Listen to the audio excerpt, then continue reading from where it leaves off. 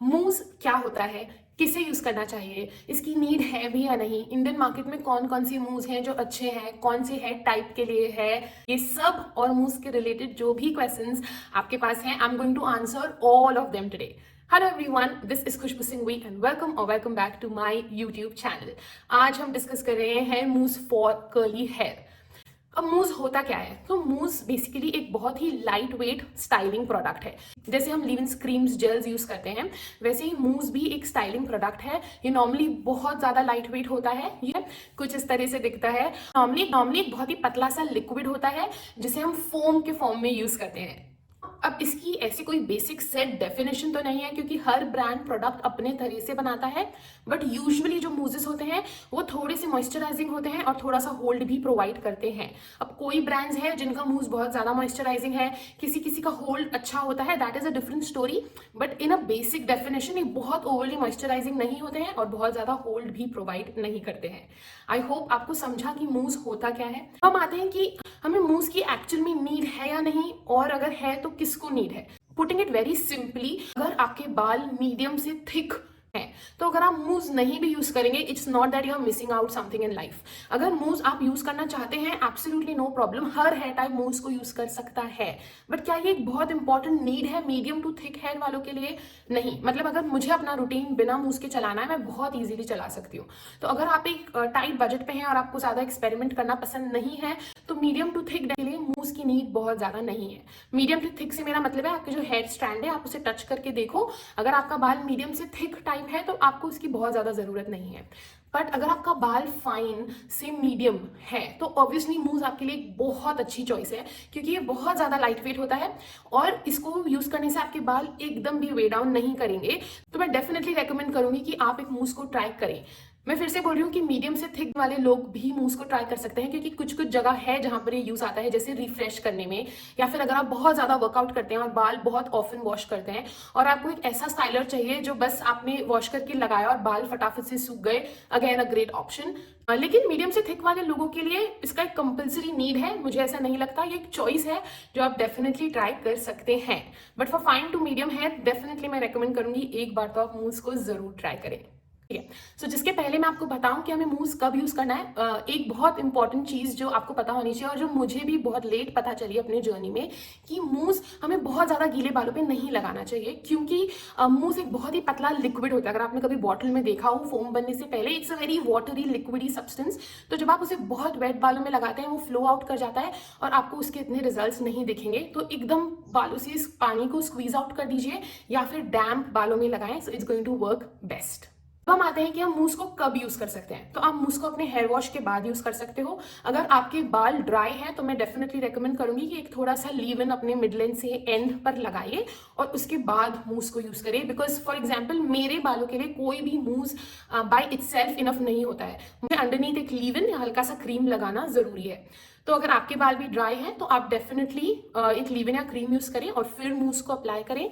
But अगर आपके बाल बहुत ज्यादा ड्राई नहीं है तो आप मूस डायरेक्टली भी अपने बालों पे ट्राई कर सकते हैं। इसके अलावा रिफ्रेशिंग के लिए मूज एक बहुत ही अच्छा चॉइस है, क्योंकि इससे बाल बहुत जल्दी से सूख जाते हैं। तो जब आपको रिफ्रेश करना है, क्विक रिफ्रेश मूज आप डेफिनेटली ट्राई कर सकते हैं। हम आते हैं कि हमें कौन सा मूज यूज करना चाहिए। तो अब जो इंडियन मार्केट में स्पेशली कर्ली हेयर के लिए जो मूजेस हैं वो है आशवा mousse, curl up mousse, true frog, शुगबू, फिक्स माई कर्ल्स और कर्लवाना का मूज। आई एम होपिंग मैं सब कुछ कवर कर रही हूँ। ऑफकोर्स इंटरनेशनल ब्रांड्स के भी मूजेस हैं, but I am gonna talk about all the Indian brand जो सबके लिए इजीली अवेलेबल है और एक्सेसिबल है। हाँ, लास्ट में मैं आपको 2 इंटरनेशनल ब्रांड्स के भी मूज रेकमेंड करूंगी जो इंडिया में नहीं मिलते हैं, बट अगर आपका कोई बाहर रहता है या बाहर से आ रहा है, you can definitely give them a try because they are amazing. ठीक है। अब इन सब मूजेस में से कर्लवाना मैंने यूज नहीं करा है तो मैं उसके बारे में बात नहीं करूंगी। मैंने इसलिए भी यूज नहीं करा बिकॉज जिन लोगों ने मेरे आसपास किया था, I didn't hear great reviews about it. और जैसे मैंने आपको बताया कि मूज एक ऐसा प्रोडक्ट नहीं है जो मैं बहुत ज्यादा यूज करती हूँ, सो आई स्किप्ड ऑन इट, मैंने नहीं यूज करा है। और जो फिक्स माई कर्ल्स है वो मैंने यूज करा है जब वो एकदम लॉन्च हुआ था, but I found it a little drying for my hair, मुझे उसे यूज करके मजा नहीं आया। तो इन दोनों मूजेस के बारे में मैं बात नहीं करूंगी। I don't know if Fix my Curls have changed the formulation और anything, I am not sure, लेकिन जब मैंने यूज किया था I found it quite drying. So या I not be talking about that. तो मैं ये बाकी चारों मूव्स के बारे में बात करूंगी, इन्हें कंपेयर करूंगी और आपको शो करूंगी कि ये कैसे वर्क करते हैं। अब इन सब मूजेस में से आशपा डेफिनेटली मेरा सबसे ज्यादा फेवरेट है, बिकॉज ऑनेस्टली इसका जो होल्ड है वो एज कम्पेयर और सबसे ज्यादा है, और ये ज्यादा मॉइस्चराइजिंग भी है। और क्योंकि मेरे बाल बहुत ड्राई हैं, आई नीड समथिंग जो मेरे बालों को मॉइस्चराइज भी करे और थोड़ा होल्ड भी दे, because I live in Goa, very human. ठीक है, तो मुझे डेफिनेटली लगता है कि आशपा का जो होल्ड है और जो मॉइस्चराइजिंग कैपेसिटी है वो बाकी सबसे थोड़ी ज्यादा है। आई विल नॉट से कि बहुत ही मेजर डिफरेंस है, बट डेफिनेटली डिफरेंस है। एंड ऑल्सो आशपा एक अच्छा कास्ट देता है जो आपके बालों को लंबे समय तक प्रोटेक्ट कर सकता है। कोई भी मूव मुझे आशपा जैसा कास्ट नहीं देता है। अब अगर मैं ट्रू फ्रॉग, कर्ल अप और शुगर बू की बात करूँ, ये ऑलमोस्ट बहुत क्लोज बाय हैं। ट्रू फ्रॉग एक हल्का सा ज्यादा मुझे होल्ड फील होता है, but still they are very close to each other, all three of these. तो मैं आपको अब कंपैरिजन वीडियोस दिखाने वाली हूँ इन सबके, और इनके साथ मेरे बाल कैसे दिखते हैं वो भी दिखाने वाली हूँ। सो या you will get a good fair idea about all of these moves. आपके साथ वीडियो शेयर कर रही हूँ, वहां मैंने हाफ हेयर में आशपा शेयर करा है और बाकी हाफ में true frog, to give you an idea that how do these work. ठीक है, one more thing I want to say, ये सब वीडियोस मैंने बहुत पहले इंस्टाग्राम पर भी शेयर करे हुए हैं, और तब मैंने यूज करा था। मुझे आशपा और ट्रू फ्रॉग और आशपा और कर्ल अप में बहुत मेजर डिफरेंस फर्स्ट टाइम में फील नहीं हुआ था, but over a period of time, मतलब अब तो मैंने आशपा का तो बॉटल पूरा खत्म कर दिया, you can see it's only this much left, इसे मैंने बहुत ज्यादा यूज करा है।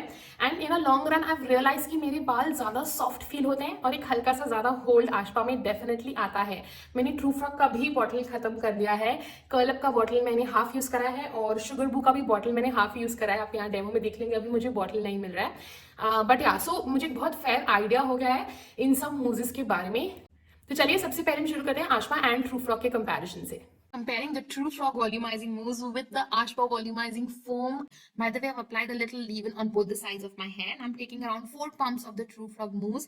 This is a nice creamy mousse which is very, very easy to apply. I just glazed it over, then raking it in and then scrunching it. My usual way of applying most of my stylers. Now on the other side, we are going ahead with the Ashpa foam, and I've taken 4 pumps of this as well. Honestly, the consistency of both feels very, very similar. This is also very easy to apply, creamy, and now I'm doing the exact same thing I did on the other side. This is how my hair looked, and now let's dry them up. Moment of truth. This is how my curls look. The Ashpa side definitely had a stronger cast. The curls look more shiny and there were better clumps. However, on the True Frog side, I could see a little more volume and a lighter cast. Now let's break the cast. This is how my hair looked after breaking the cast. And the Ashpa side is definitely more shinier and more defined, but at the same time, True Frog side is much more voluminous. Yes, the clumps are not as firm as on the Ashpa side, and the shine is less, but nevertheless, I like the results on both the sides. Let me give you a closer look of the Ashpa side. This is how they looked, and this is a closer look of the True Frog side. Now, this is how the day 2 looks. The True Frog side is definitely more voluminous and Ashpa is a little more defined. There is still a little more shine. Also, if I can say, Ashpa is slightly softer than the True Frog side. Rest is the same. Now, this is how my day 3 curls look, and I have the exact same things to say. Comparison results are right in front of you. What you're looking for, what is your budget, you can accordingly decide. I like both the results, and I've already told you the difference. So, yeah. I hope इस video से आपको एक idea लगा हो कि ये मूजेस कैसे work करते हैं। ठीक है, अब हम देखते हैं एक आशपा और कर्ल अप का कंपैरिजन। मैंने आशपा से इसलिए कंपेयर करा है बिकॉज आशपा is like the benchmark for me, तो मुझे लगता है कि उससे आपको भी एक बेटर आइडिया मिलेगा कि ये मूजेस कैसे वर्क करते हैं। ये वीडियो मैंने तब रिकॉर्ड किया था जब कर्ल अप एकदम लॉन्च ही हुआ था, और मैं इसको फर्स्ट टाइम या second time I think use कर रही थी। आशपा में बहुत हाफ बॉटल ऑलरेडी यूज़ कर चुकी थी, तो अगेन मैं दोनों साइड्स पर हाफ हाफ अप्लाई कर रही हूँ। अब इस वाले वीडियो के लिए मैंने लीव इन नहीं यूज़ करा है because I wanted to give an idea कि विदाउट लीव इन मूव्स कैसे वर्क करते हैं और कैसा दिखते हैं। पर आपके बाल ड्राई हैं तो डेफिनेटली आप एक लीव इन यूज़ करिएगा। This is just for the demo purpose. अब हम इनको ड्राई कर लेते हैं। This is how my hair was looking. आशपा की साइड पे आप देख सकते हैं काफ़ी अच्छा कास्ट है, कर्ल अप की साइड पे कोई भी कास्ट नहीं था। आफ्टर ब्रेकिंग द कास्ट मुझे डे 1 के रिजल्ट्स बहुत सिमिलर लग रहे थे। हाँ, आशपा की साइड एक थोड़ा सा ज्यादा शाइन और डेफिनेशन था, but very very similar results. जो डे 2 था उस पर चलते हैं। ये मेरे डे 2 रिजल्ट्स हैं। यहाँ पर मुझे लगा कि आशपा का जो होल्ड है वो थोड़ा बेटर है। बहुत ज्यादा मैंने ह्यूमिडिटी में ये ट्राई किया था जब गोवा में बहुत ह्यूमिड वेदर था, तो honestly I am impressed by both the sides, but आशपा की साइड थोड़ा डेफिनेशन ज्यादा है। ये डे 3 रिजल्ट्स थे। Again by itself I think these mousses were great. मुझे इक्वली सॉफ्ट हेयर फील हो रहे थे, बट थोड़ा शाइन और थोड़ा डेफिनेशन मुझे आशपा की साइड ज्यादा दिख रहा था, but the volume was definitely more on the curl up side. बहुत ज़्यादा major difference नहीं है, but you can see and decide.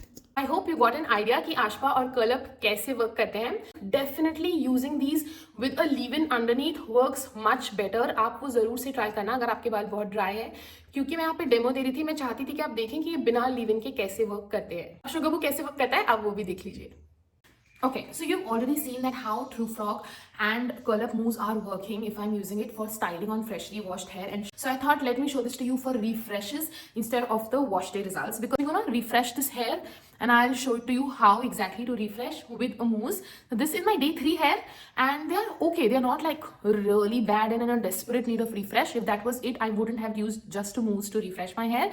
I would have added some leave-in or cream along with the mousse, or used a leave-in cream or a light gel. Anyway, so what I'm going to do is, the first step, I'm just going to get them a little damp. That's it. I'll just take some water in my palms like this and go through it. Not wet, just little damp. Okay, so I'll be back. So I've got my hair a little damp. I've got my misty bottle as well in case I need to add little more water if I feel it. Now you can see I've just got them slightly damp. That's it.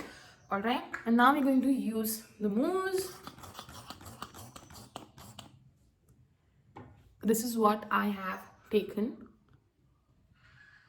And now we're just going to go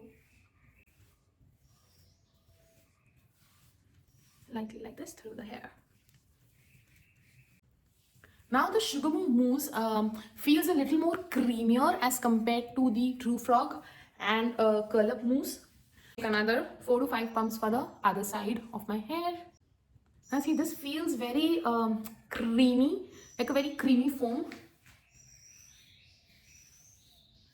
So what I'm doing is I'm just ensuring that all my hair is getting it, and because I still have decent clumps, I'm not disturbing them too much. So I'm just like, suppose if this is a clump, I'm just going to go over it like this without disturbing the clump so that it doesn't break and my definition remains intact.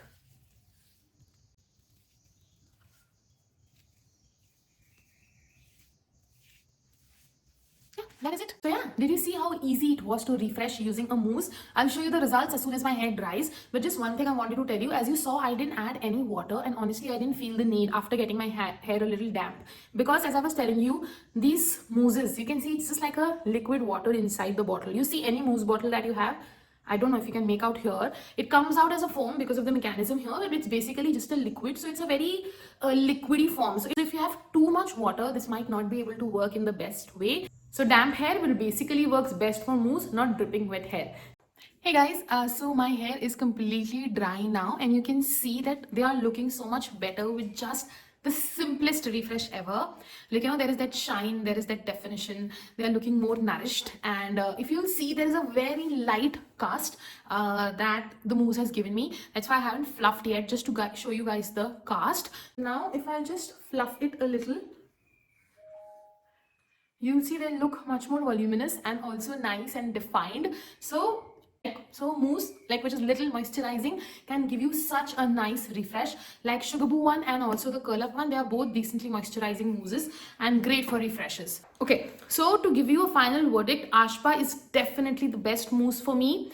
Between Sugaboo, Curl Up and True Frog, if I have to divide them on moisturizing basis, it will be like Sugaboo first, then Curl Up, and then True Frog. If I have to go on the whole basis, I think it will be True Frog first, then Sugaboo, and then Curl Up, something like that. I definitely feel that Sugaboo is a little bit more moisturizing as compared to the other two mousses in the budget, and all three of them give you a light cast when used on damp hair. If you're using it on very wet hair, then you will not see any cast. I hope this helps you understand which mousse you should go for.